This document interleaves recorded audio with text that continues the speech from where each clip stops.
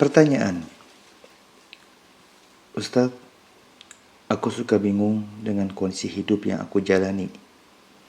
Kok rasanya hidup yang aku jalani ini lebih sering tidak enaknya daripada enaknya. Kasarnya, hidup aku sepertinya susah terus. Seringnya ketika mendapatkan sebuah kesulitan, itu tidak cuma satu. Masalah yang ini belum selesai, datang lagi, masalah baru, datang lagi.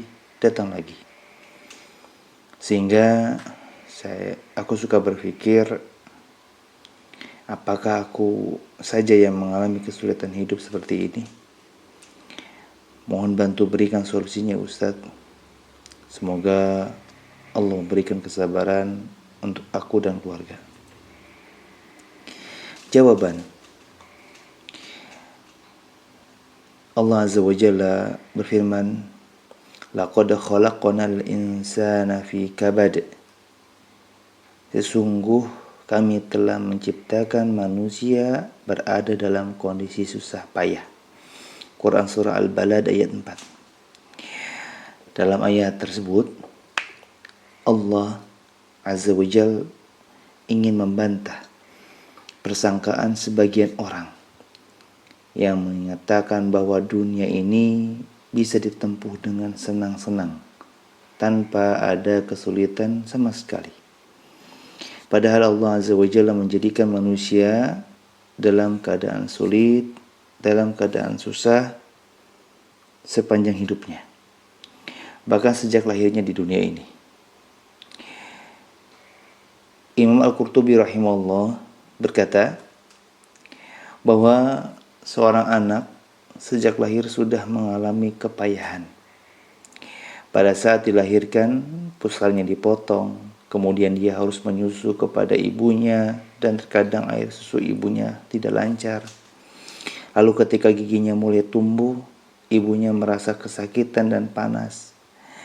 Setelah dia bertumbuh semakin besar, dia juga harus menghadapi kehidupannya setelah dia menikah. Dia harus menanggung nafkah keluarganya dan seterusnya.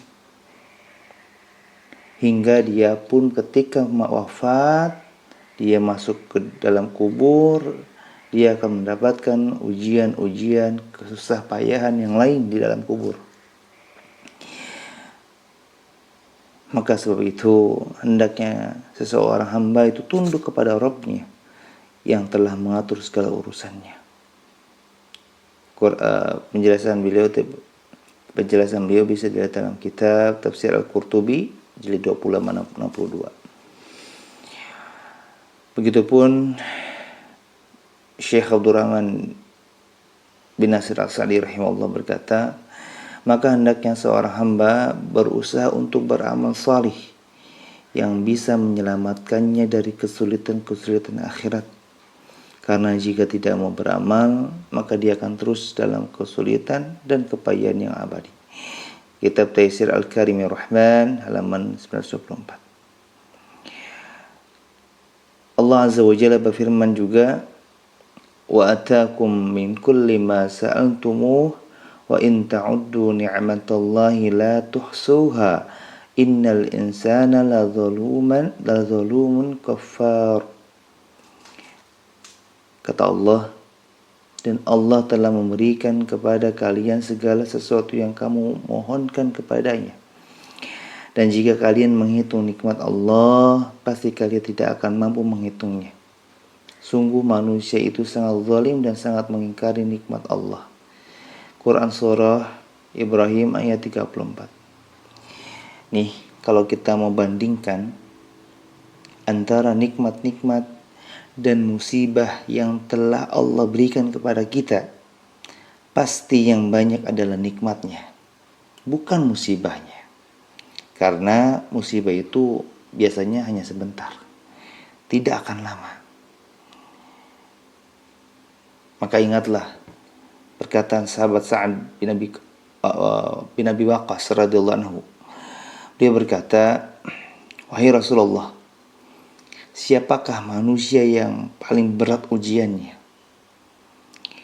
Rasulullah SAW menjawab, yaitu para nabi, kemudian yang sepertinya, kemudian yang sepertinya.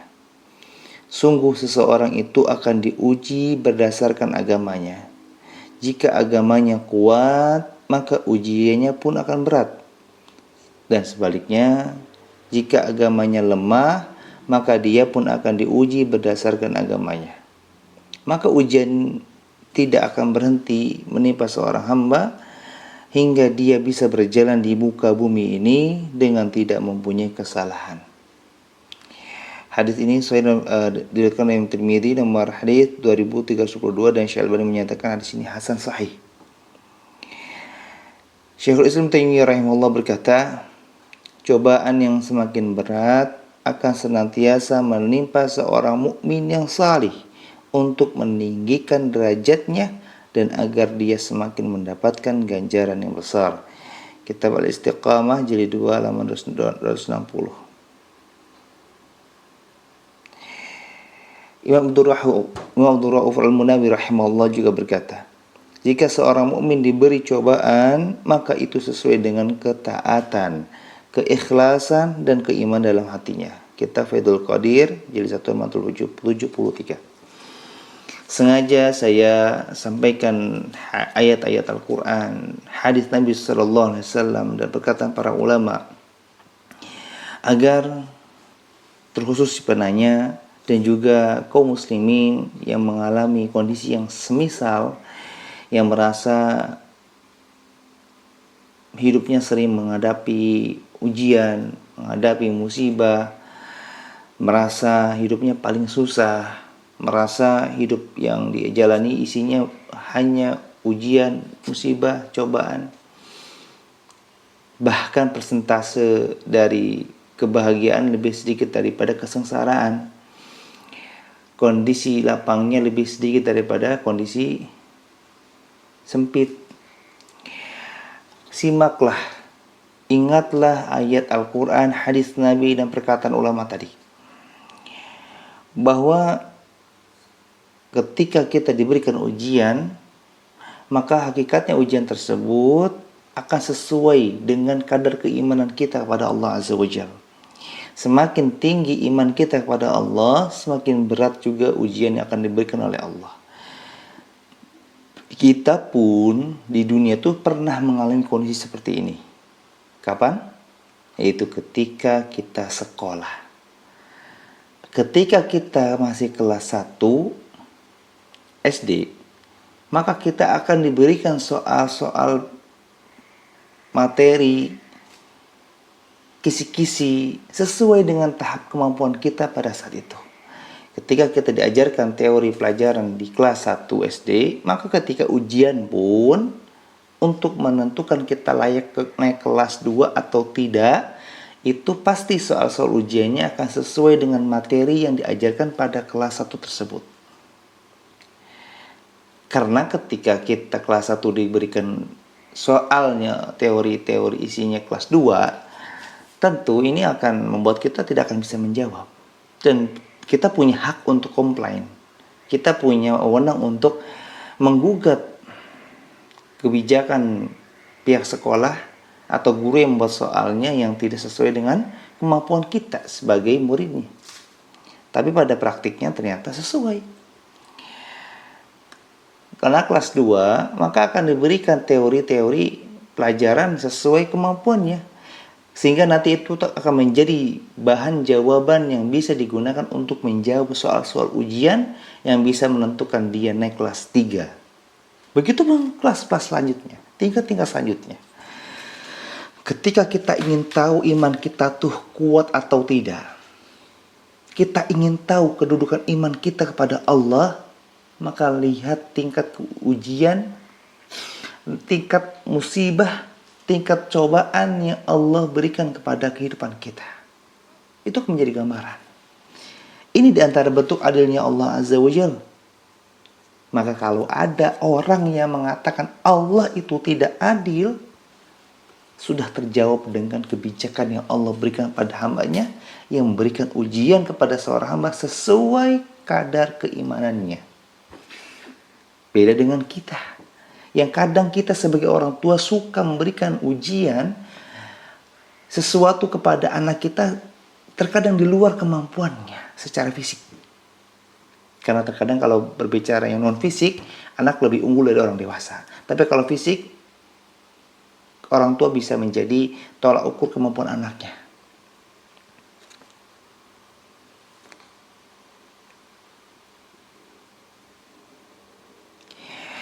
Imam Al-Munawi rahimahullah berkata, barang siapa yang menyangka bahwa apabila seorang hamba ditimpa ujian yang berat adalah bentuk kehinaan, maka sungguh akalnya telah hilang dan hatinya telah buta. Karena betapa banyak orang-orang salih yang mendapatkan berbagai ujian yang menyulitkan. Apakah kita tidak melihat kisah disembelihnya Nabi Allah Yahya bin Zakaria, terbunuhnya 3 khulafaur rasyidin, terbunuhnya Al-Husain cucu Nabi SAW, Ibnu Zubair dan Ibnu Jabir. Begitu juga apakah kita tidak memperhatikan kisahnya Abu Hanifah, salah satu imam mazhab yang 4, yang dipenjara sehingga mati di dalam buih, di dalam penjara. Imam Malik termasuk dari 4 imam mazhab tadi yang dibuat telanjang, kemudian dicambuk dan tangannya ditarik sehingga lepaslah bahunya.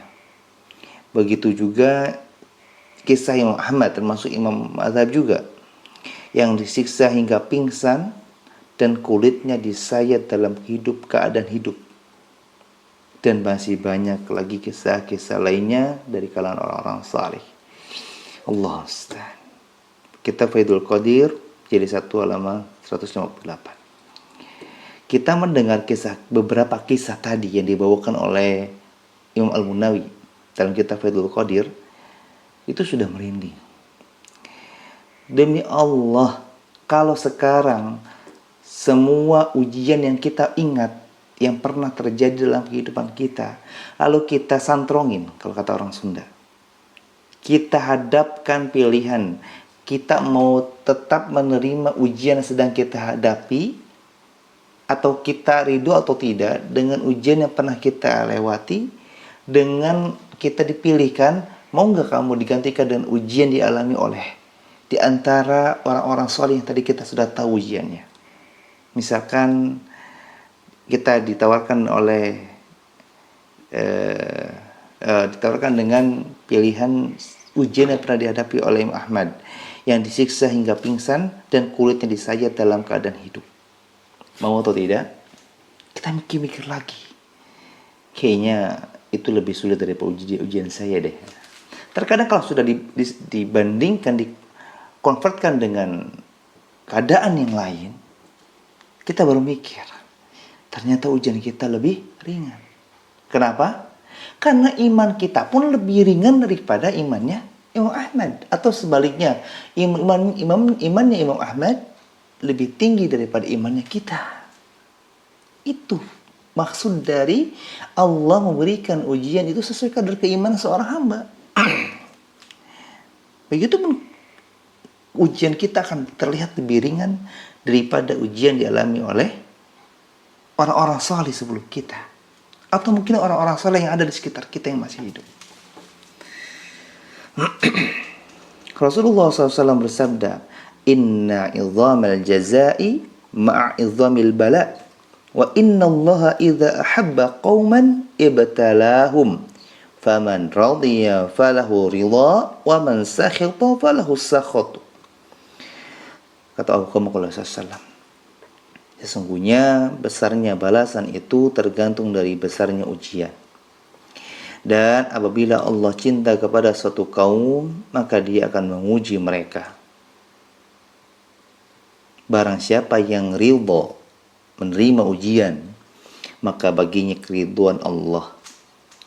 Namun barang siapa yang murka, yang tidak ridha menerima ujian yang Allah berikan, maka baginya kemurkaan Allah. Hadis ini riwayat Imam At-Tirmidzi nomor hadis 2320, dan Syekh Albani menyatakan hadis ini hasan. Allah Azza wa Jalla berfirman, "Wasta'inu bis-sabri was-salah, wa innaha kalakabiratun illa 'alal khashi'in." Jadikanlah sabar dan salat sebagai penolong kalian. Dan sesungguhnya yang demikian itu sungguh berat, kecuali bagi orang-orang yang khusyuk. Quran Surah Al-Baqarah ayat 45. Setelah kita tahu bahwa iman kita lah yang akan menjadi standarisasi ujian yang akan kita terima dari Allah, maka seperti yang ditanyakan oleh si penanya, solusi dari keadaan-keadaan sulit adalah sebagaimana yang dikatakan oleh Allah, bahwa jadikanlah sabar dan sholat sebagai penolong kalian. Tidak ada yang mampu menolong kita dalam keadaan sempit, keadaan sulit, kecuali Allah Azza wa Jalla. Dan tidak ada cara yang bisa mengeluarkan kita dari zona sulit menuju zona yang lapang, dari zona yang susah berubah menjadi zona yang mudah, kecuali dengan dua cara tadi, sabar dan sholat. Karena Allah Azza wa Jalla menjelaskan tentang dua solusi ini di dua ayat, sama-sama di surat Al-Baqarah. Di ayat yang lain juga Allah mengatakan, ya ayyuhalladzina amanu ista'inu bis-sabri was-salah innallaha ma'as sabirin. Wahai orang-orang yang beriman, jadikanlah sabar dan salat sebagai penolong kalian. Sesungguhnya Allah bersama orang-orang yang sabar. Quran Surah Al-Baqarah ayat 153. Imam Muqatil bin Yahya rahimahullah berkata, mintalah tolong kepada Allah dalam mencari akhirat dengan sabar dalam mengerjakan kewajiban dan salat. Kitab Tafsir Al-Quran Al-Azim jilid 1 halaman 379. Solusi untuk mendapatkan akhirat adalah meminta kepada Allah agar Allah berikan kesabaran kepada kita untuk bisa mengerjakan berbagai macam kewajiban. Dalamnya adalah salat. Dan kalau berbicara sabar ini terkadang bikin telinga kita yang dalam kondisi sedang butuh nasihat, lalu mendapatkan nasihat, di antara isi nasihat adalah kata sabar, tuh suka jenuh, suka berat. Karena sabar itu seolah-olah kalimat yang blunder, yang gak jelas maksud yang disampaikan tuh apa. Maka saya sampaikan, Allah Azza wa Jalla berfirman, innama yuwaffas sabiruna ajrahum bighairi hisab. Sesungguhnya orang-orang yang bersabar, ganjaran bagi mereka adalah tanpa hisab, tak terhingga. Quran Surah Az-Zumar ayat 10. Imam Al-Auza'i rahimahullah berkata bahwa ganjaran bagi orang yang bersabar itu tidak bisa ditakar dan ditimbang. Ibnu Jurayj berkata bahwa pahala bagi orang yang bersabar itu sama sekali tidak bisa dihitung dan akan diberi tambahan lagi. Maksudnya, pahala mereka menjadi tak terhingga. Sedangkan As-Sudi rahimahullah juga berkata bahwa balasan bagi orang yang bersabar adalah surga. Tafsir Quran Al-Azim jilid 7 halaman 89. Allah Azza wa Jalla berfirman, wa qatta'nahum fil ardi umaman minhumus salihun wa minhum duna dzalik wa balawnahum bil hasanati was sayyiati la'allahum yarji'un. Dan kami pecahkan mereka di dunia ini menjadi beberapa golongan. Di antaranya ada orang-orang yang salih dan ada yang tidak salih.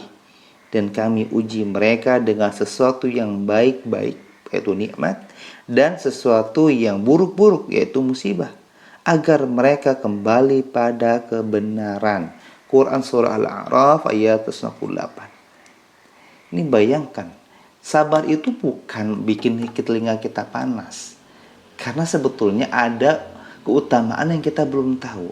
Ada hadiah, ada bonus yang ingin Allah berikan kepada kita kalau kita mau sabar. Yaitu berupa pahala tanpa hisab. Balasan tak terhingga. Sebagaimana pahala puasa Ramadan. Ketika amal-amalan lain disebutkan pahalanya, tapi untuk pahala-pahala tertentu, diantaranya pahala puasa Ramadan dan pahala sabar, tidak Allah sebutkan kuantitinya, jumlahnya. Itu tandanya Allah punya kadar sendiri yang Allah rahasiakan. Biasanya kalau kita ingin memberikan hadiah yang biasa-biasa saja, kita akan langsung memberikan atau kita informasikan tanpa kita sebutkan bentuknya, nominalnya. Pasti akan kita langsung berikan karena ini tidak spesial. Tapi sesuatu yang kita berikan itu kalau spesial, apalagi ini diperuntukkan untuk orang yang spesial dalam kehidupan kita, pasti kita akan rahasiakan bentuknya, harganya, dan bahkan kita akan buat spesial mungkin momen pemberiannya dengan istilah apa? Surprise. Ya, surprise nih buat kamu. Karena saking spesialnya sesuatu yang ingin diberikan untuk sosok yang spesial juga. Kenapa spesial? Karena nggak semua orang bisa bersabar. Dan tidak semua juga orang yang bisa bersabar bisa istiqomah sabarnya.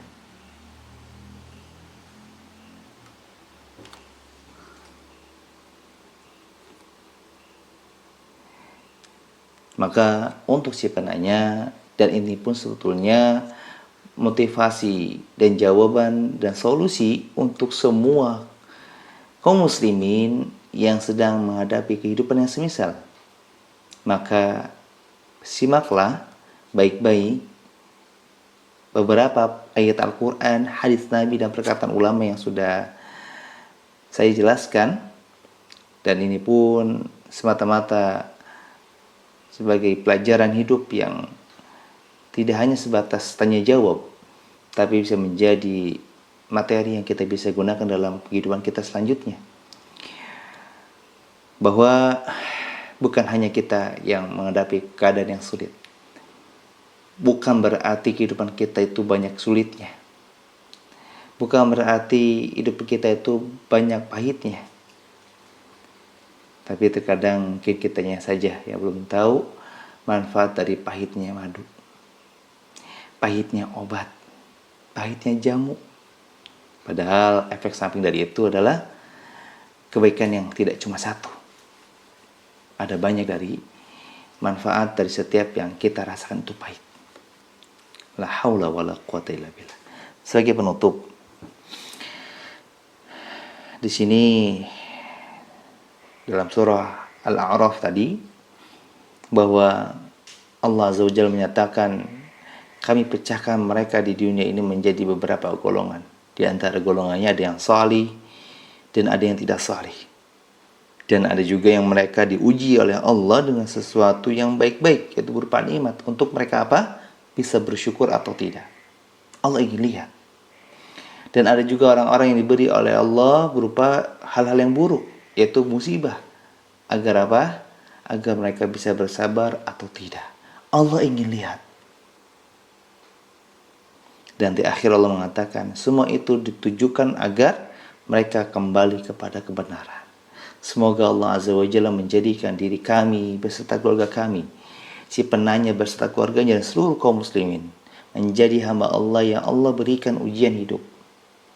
Dan Allah jadikan itu sebagai sebab hidayah untuk kita, agar kita yang tadinya zalim menjadi tidak zalim, yang kata awalnya kita lalai menjadi semangat dalam beribadah, yang tadinya kita malas-malasan menjadi giat,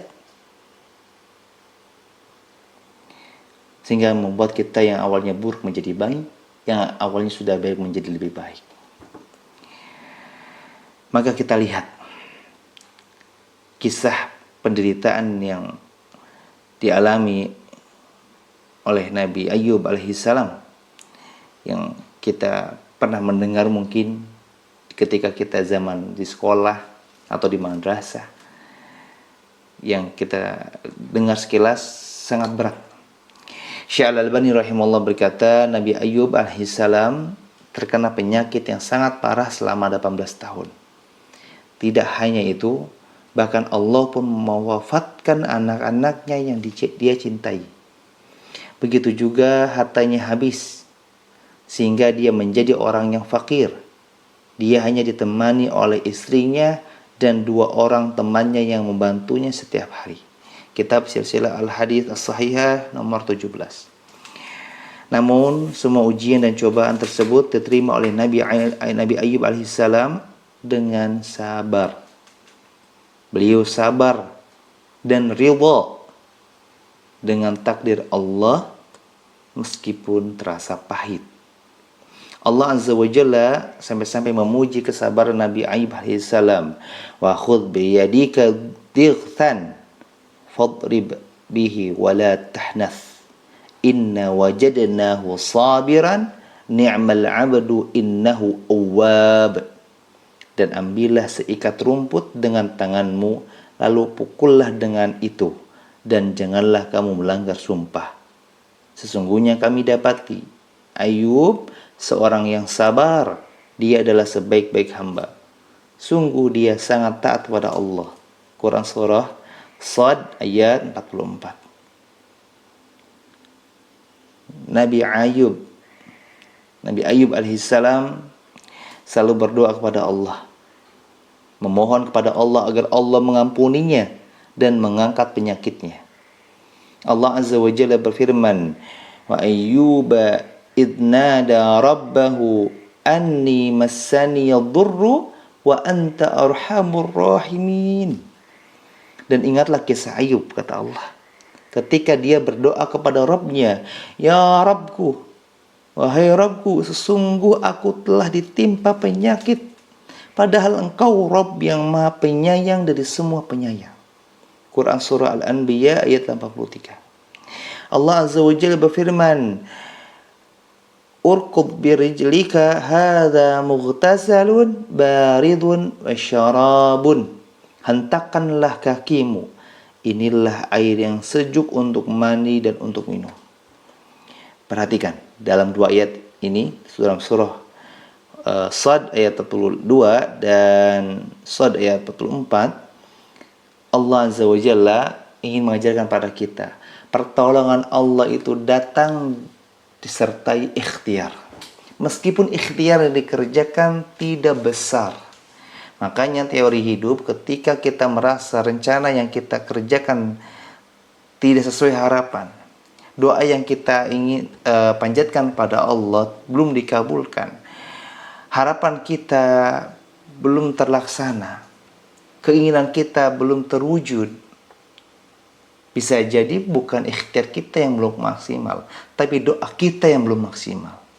Karena kalau saja Allah memberikan pertolongan pada seorang hamba, Allah mengabulkan doa seorang hamba tanpa harus adanya ikhtiar, tentu mudah bagi Allah untuk memberikan air yang segar untuk mandi, untuk diminum oleh Nabi Ayub, tanpa harus Nabi Ayub diperintah oleh Allah untuk menghentakkan kaki. Sebagaimana dalam surah Al-Kahfi, ketika Allah memerintahkan Maryam untuk menggoyangkan pohon kurma ke arahnya dalam kondisi yang sangat payah, ya, ketika posisi sedang mengandung, melahirkan, yang kita yang laki-laki segar, sehat, bugar pun ketika goyang pohon kurma itu belum tentu bisa goyang. Ya, jatuh aja enggak, apalagi goyangnya, gitu loh. Goyangnya aja enggak, apalagi jatuhnya.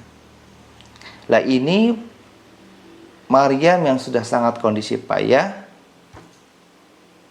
disuruh oleh Allah untuk menggoyangkan pohon kurma. Dan Allah janjikan setelah kau goyangkan, akan kami turunkan buah kurma yang sangat banyak. Kan antara effort, usaha yang dikerjakan dengan hasil yang diterima kan tidak seimbang. Tapi inilah wujud ketawakalan kita pada Allah. Tawakal itu cukup maksimalkan kita dalam bertawakal, berdoa kepada Allah, menjalankan ibadah-ibadah disertai dengan ikhtiar, meskipun ikhtiarnya tidak besar. Makanya kalau kita dalam suatu urusan presentasikan 100%, maka gunakanlah 7-20% untuk urusan kita pada Allah. Ibadah yang wajib dikerjakan, yang sunnah dijaga, doa pun dilakukan terus-menerus, zikir dijaga. Nah, 20-30%-nya baru untuk ikhtiar kita di dunia. Lakukan upaya-upaya yang bisa kita kerjakan untuk menempuh suatu harapan tersebut. Jangan dibalik.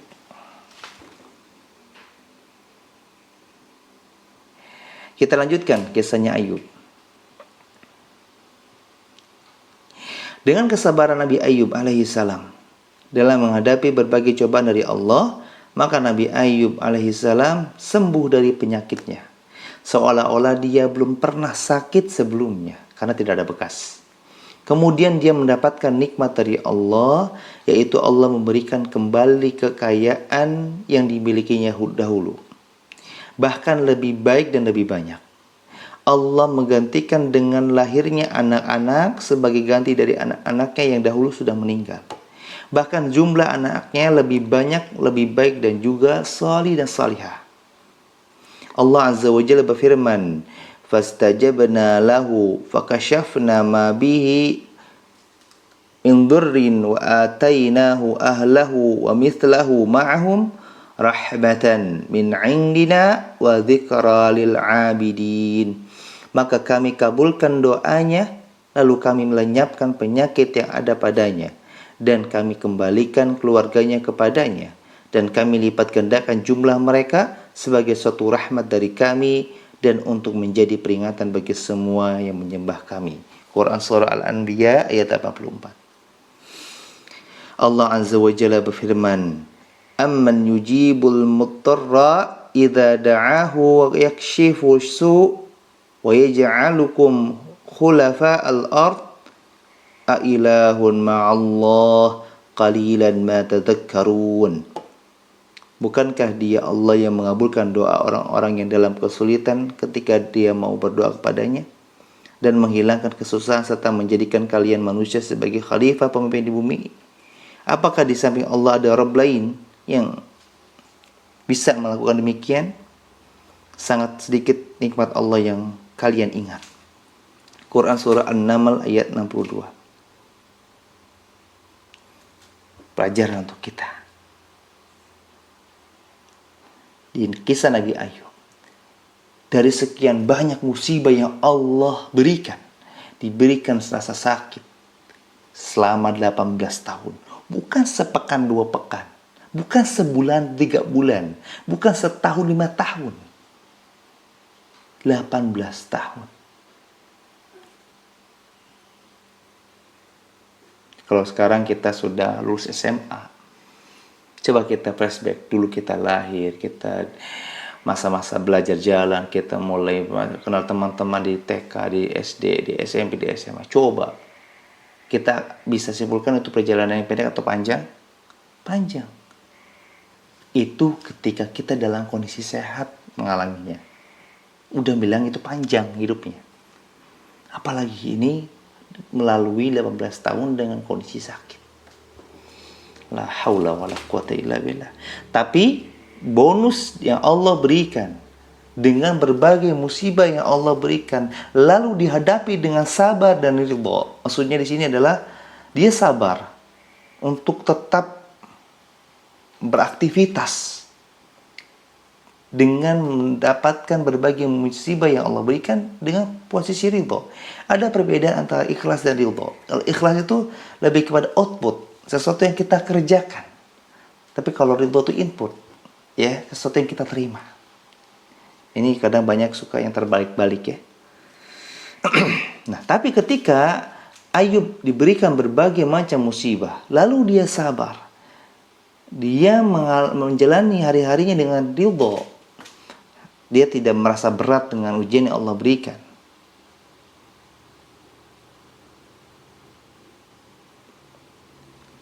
Tidak nggerutu, tidak ngeluh. Maka balasannya adalah Allah gantikan sesuatu yang pernah Allah ambil dengan sesuatu yang lebih baik, lebih banyak, dan lebih berkualitas.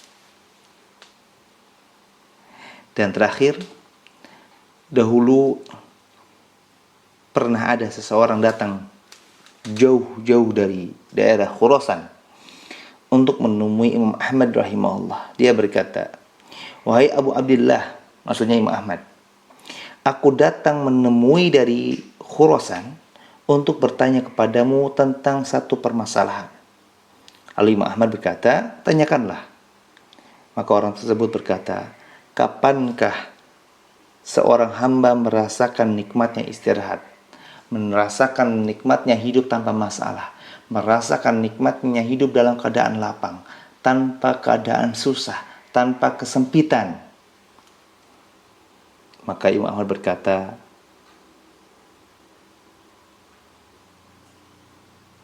inda awwali qadamin yad'uha fil jannah. Ketika pertama kali dia menginjakan kakinya di surga.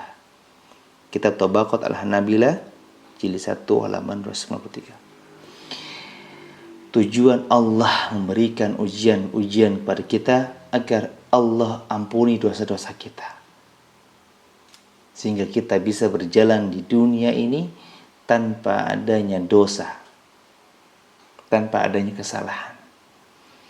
Dan kalau kita bertanya, sebagaimana yang ditanya oleh si penanya, kapan ujian yang aku hadapi ini berakhir misalkan, maka nanti ketika kita atau Anda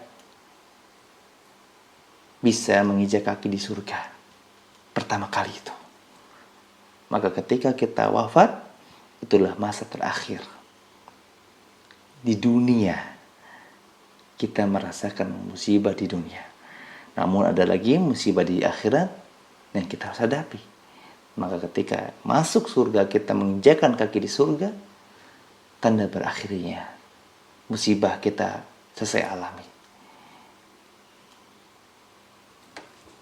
Semoga bisa dipahami dan semoga bisa diamalkan, dan semoga Allah Azza wa Jalla menjadikan kita sebagai hamba-hamba Allah yang bisa bersyukur dan bersabar atas setiap karunia yang Allah berikan kepada kita. Dan semoga Allah Azza wa Jalla menjadikan kita sebagai hambanya yang bisa segera istirahat dari kehidupan yang susah ini, sehingga kita bisa segera merasakan nikmatnya menginjakan kaki di surganya. Dan semoga Allah Azza wa Jalla menjadikan kita menjadi hambanya yang bisa masuk dalam surga Firdaus tanpa hisab. Wallahu ta'ala a'lam.